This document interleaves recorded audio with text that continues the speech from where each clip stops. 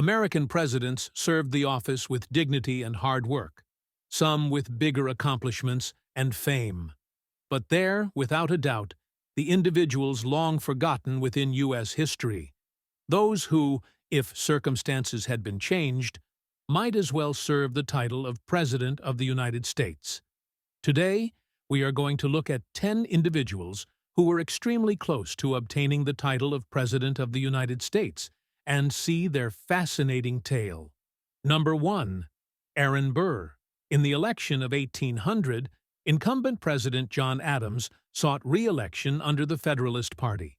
His frenemy, Thomas Jefferson under the Democratic-Republican Party, who was vice president, challenged him in the election. The original Electoral College had each elector voting for 2 individuals. After adding it all up, the individual with the most electoral votes would be president, with the second place being vice president. This system was later changed after the 1796 election, when 2 bitter rivals from the opposite party were forced to work side by side as president and vice president. The election officially had running mates. John Adams selected Charles Pinckney, while Thomas Jefferson chose Aaron Burr. The election became a constitutional crisis, however, after the results ensured a Democratic-Republican victory against John Adams and the Federalists, but had Thomas Jefferson and Aaron Burr tied. Burr then decided to run for president in the House runoff election against his running mate. Burr lost on the 36th ballot in the House due to the influence of Alexander Hamilton. Aaron Burr became the 3rd Vice President of the United States, the first Vice President not to become a president, being his predecessors with Adams and Jefferson. It's fun to assume what might have occurred, so I believe due to Aaron Burr's stubbornness and inexperience, he likely would lose the 1804 election to Thomas Jefferson himself, though stuff like the Louisiana Purchase would still have occurred. Number 2. Willie P. Magnum.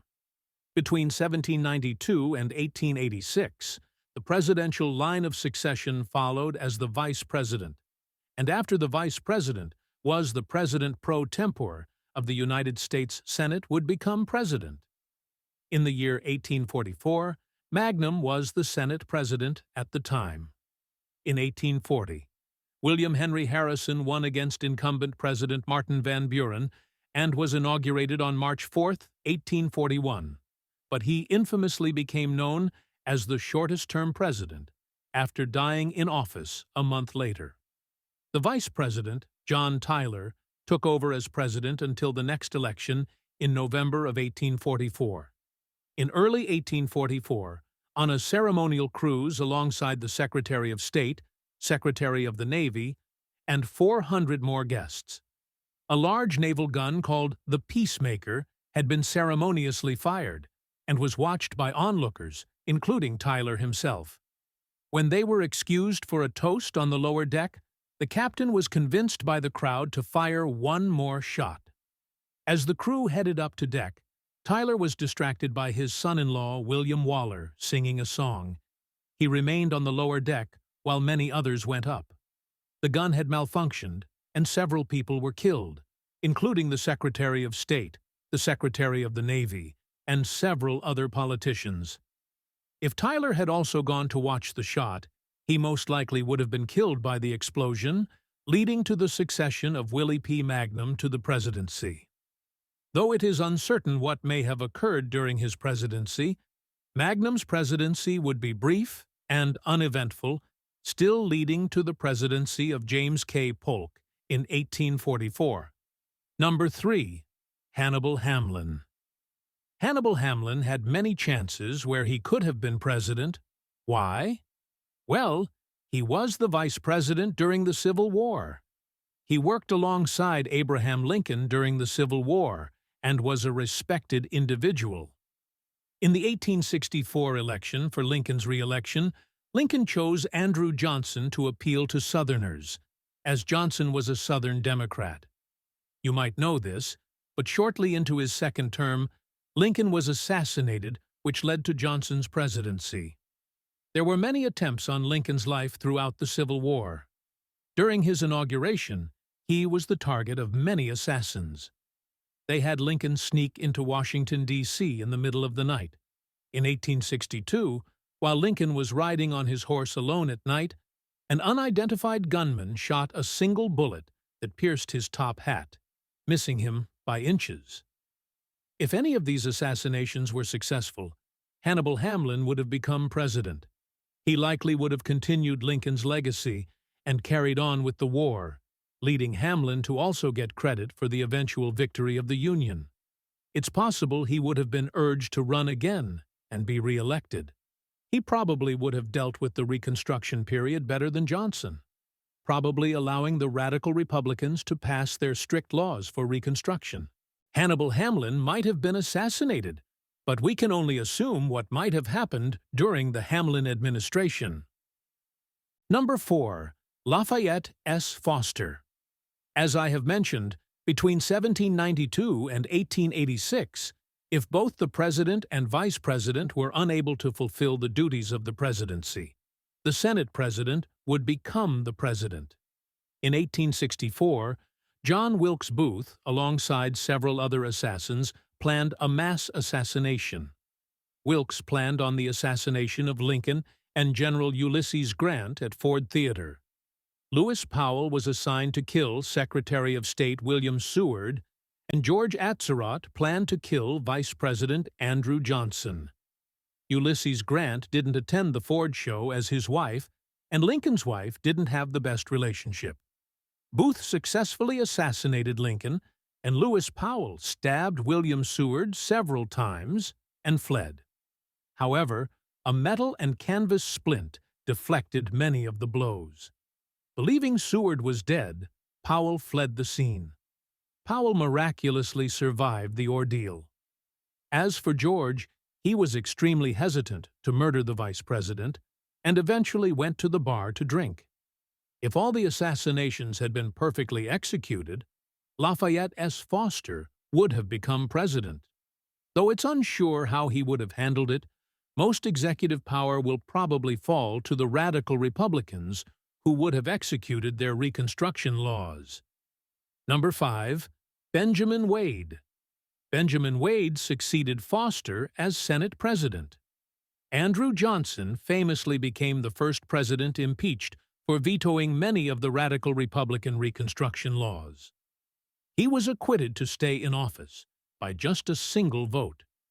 If that vote had voted against Johnson, he would be kicked out of office. Johnson himself was VP succeeded president due to the assassination of Lincoln, so Senate President Benjamin Wade would have filled out the remainder months of Johnson's term. Probably no significant changes would have occurred due to the limited time, and Ulysses Grant would have still become president.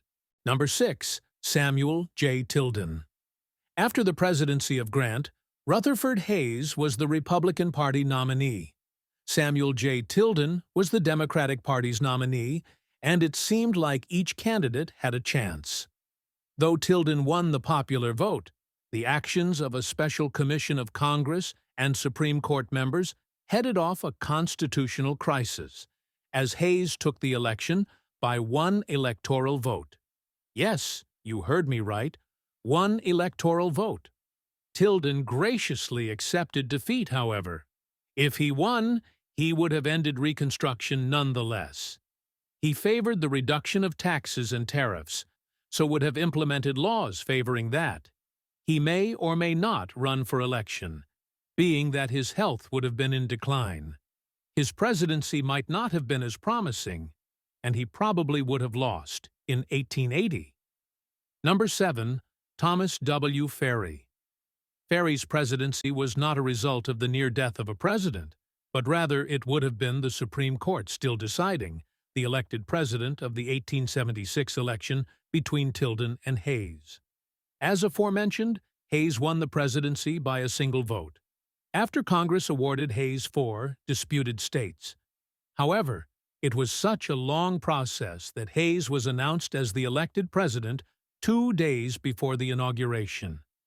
If the Electoral Commission had still been deciding, Thomas W. Ferry, the Senate president at the time, would have been acting president beginning on March 4, 1877.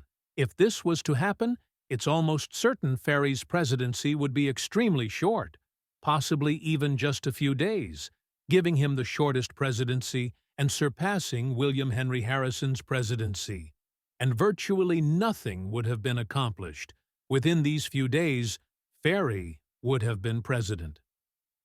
Number 8. James Blaine. The underdog election of 1886 saw Democratic candidate Grover Cleveland against Democratic candidate James Blaine. The two were both popular, so who would emerge victorious was up to debate. In the end, Grover Cleveland won the election with a solid 219 electoral votes, compared to Blaine's 182 electoral votes. Though it doesn't seem close, the Republican state of New York had gone blue, due to the fact Cleveland's home state was New York. New York had 36 electoral votes, so if it had swung Republican, Blaine would have won. Cleveland won by less than 1,000 votes in New York. It's likely, though, the country would lead in the wrong direction due to the corruption of Blaine, and a Blaine administration would be unpopular. He would probably lose re-election to Grover Cleveland himself in the 1888 election. Number 9. Charles Evan Hughes. In 1916, Democratic elected President Woodrow Wilson sought a second term in office, though his first term was met with mixed response. The Republicans nominated Charles Evan Hughes. Woodrow Wilson campaigned hard to ensure a victory. One slogan he seemed to repeat was the fact Woodrow Wilson kept the country out of WWI, a huge war occurring with different countries where America remained neutral. Meanwhile, Hughes seemed to hint that he was pro-war, wanting to interfere with the Great War. The election was extremely close, with opinions ranging on who would win. Woodrow Wilson narrowly won re-election with 277 electoral votes and 49.2% of the population. Charles Evan Hughes received 254 electoral votes and 46.1% of the popular vote. What made this election extremely close was California, which was worth 13 electoral votes, but was won by the Democrats by just 373 votes. If this had swamped Republicans, Hughes would have won the election with 267 electoral votes compared to Wilson's 264, though Wilson still would have won the popular vote.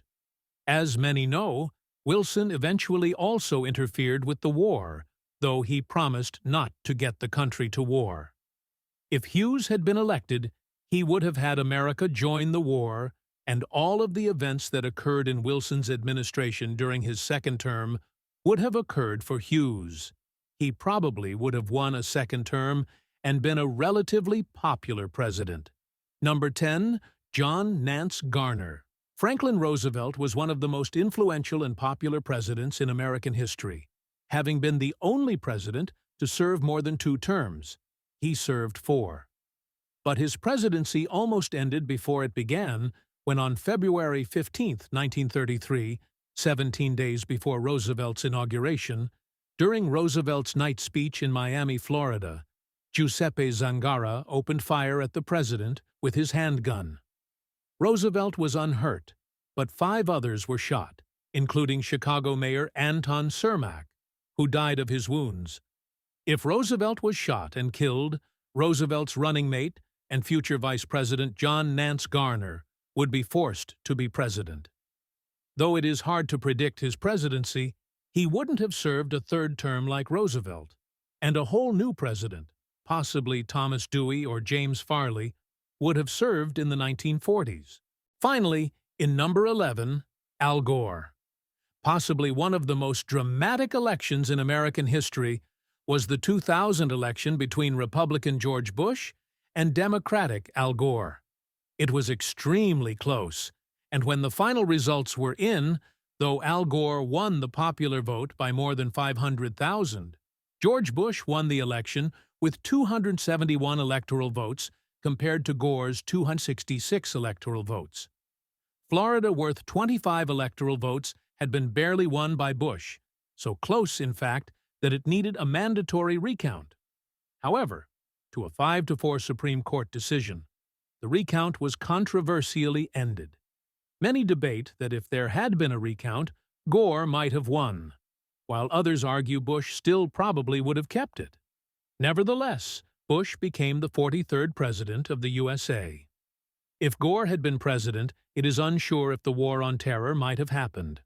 Possibly Gore would have priorities to defeating al-Qaeda, and the Great Recession probably would have still happened, meaning John McCain would have won the 2008 election, delaying Obama's presidency. That will do it for today's videos. If you enjoyed this video, make sure to like and subscribe to see similar videos to these